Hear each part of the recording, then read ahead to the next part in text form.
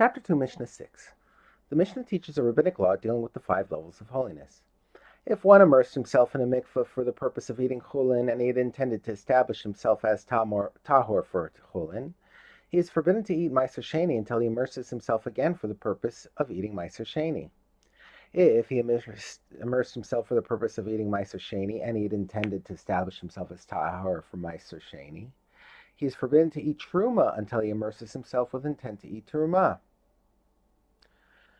If he immersed himself for the purpose of eating truma and had intended to establish himself as tahor for truma, he is forbidden to eat kodesh until he immerses himself for kodesh. If he immersed himself for kodesh and had intended to establish himself as tahor for kodesh, he is forbidden to handle chatas water until he immerses himself for chatas water. After stating that immersion with intent for a lower level of holiness is ineffective for items with a higher level of holiness, the Mishnah discusses the reverse situation.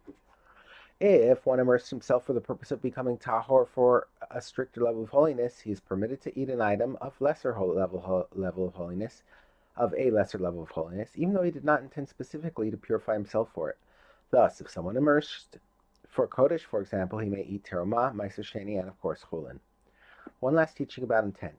If someone immersed himself to bathe and not to establish himself as tahor, it as if he did not immerse himself with regard to eating holy things. The immersion is effective, however, for eating chulin, since no particular intention is required for immersing for chulin.